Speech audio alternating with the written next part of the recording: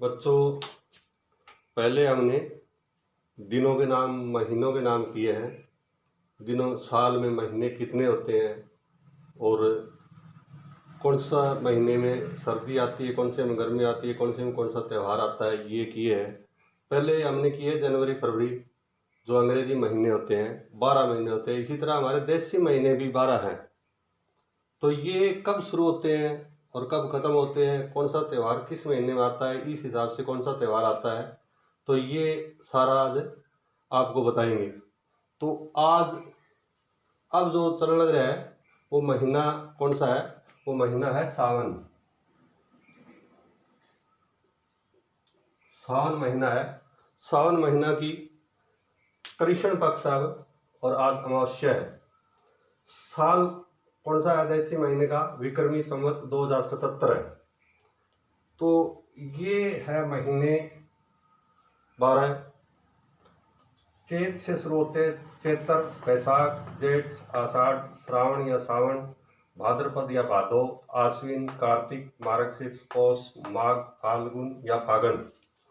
ये 12 महीने हो गए हमारे देसी। इन्हीं महीनों पर आधारित हम प्रश्न आज करेंगे। तो सबसे पहले है पहला प्रश्न, देसी साल का पहला महीना कौन सा होता है? देसी साल होगा हमारा विक्रमी संवत 2077।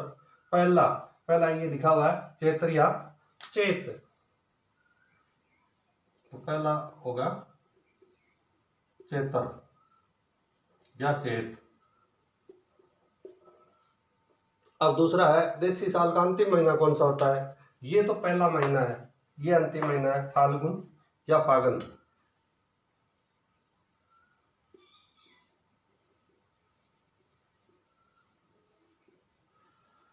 फाल्गुन या फागण। अब आगे देसी महीनों में पखवाड़े कितने होते हैं और कौन कौन से होते हैं? देसी महीनों के अंदर 2 पखवाड़े होते हैं। अब जो चलने लग रहा है आज अंतिम दिन है कृष्ण पक्ष का, अमावस्या। 15 दिन का कृष्ण पक्ष और पहले 15 दिन का कृष्ण पक्ष और अंतिम 15 दिन का शुक्ल पक्ष होता है। कृष्ण पक्ष के अंतिम दिन 15वें दिन यानी अमावस्या आती है और शुक्ल पक्ष के अंतिम दिन पूर्णमासी आती है। पूर्णिमा या पूर्णमासी कहते हैं। पूर्णमासी महीना पूर्ण होना, पूर्णमास, पूर्णमासी। जब पूर्ण मास हो जाए तो पूर्णमासी।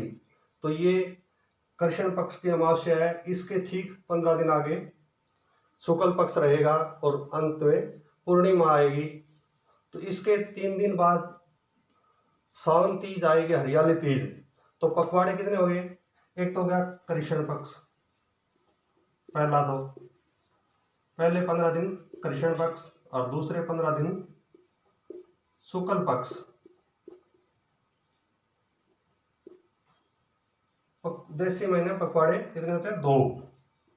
2 कृष्ण पक्ष और शुक्ल पक्ष। सबसे ज्यादा गर्मी किस महीने में होती है? तो बच्चों जो जनवरी फरवरी करते हैं उसमें जून में सबसे ज्यादा गर्मी होती है और जून में तभी छुट्टियां होती है गर्मियों की। तो इसमें कौन सा महीना होता है उस वक्त? जून में ज्येष्ठ या जेठ। तो सबसे ज्यादा गर्मी जेठ में पड़ती है। अब आगे क्या है? दिवाली का त्योहार किस महीने में आता है? दिवाली का त्योहार कार्तिक महीने में आता है। कार्तिक मास की अमावस्या को मनाया जाता है।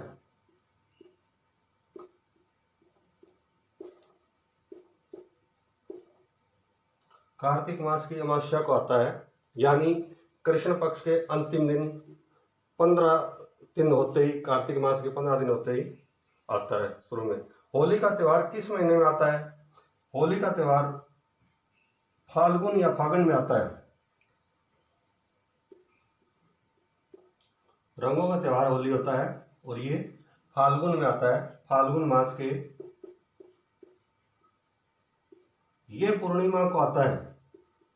पूर्णिमा या पूर्णमासी यानी महीना पूर्ण होने के अंतिम दिन यानी फाल्गुन के अंतिम दिन आता है, 30वें दिन। तीज का त्योहार किस महीने में आता है?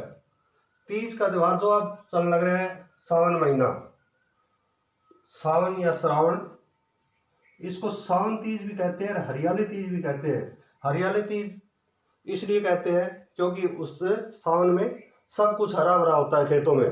बारिश का महीना होता है और सारा हरा भरा होता है। इसे सावन तीज भी कहते हैं और हरियाली तीज भी कहते हैं। आज से ठीक 3 दिन बाद हरियाली तीज आएगी। आज अमावस्या है और कल एकम, परसों दूज और उससे आगे वाले दिन तीज, यानी 23 तारीख को तीज आएगी। और ये सावन महीने में, और वर्षा भी इस महीने में होती है सबसे ज़्यादा। रक्षाबंधन का त्यौहार किस महीने में आता है? रक्षाबंधन का त्यौहार भी इसी महीने में आता है, सावन में।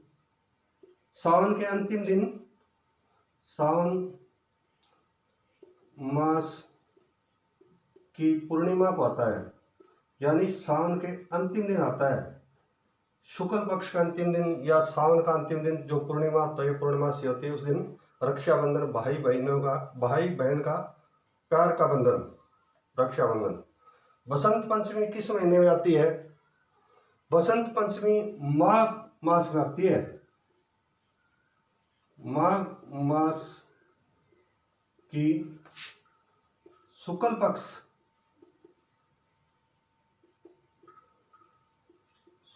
पक्ष की पंचमी को बसंत पंचमी आती है, यानी माघ महीने के 20 दिन बीतने के बाद बसंत पंचमी आती है। 15 दिन कृष्ण पक्ष के और 5 दिन शुक्ल पक्ष के होने के बाद ये आती है।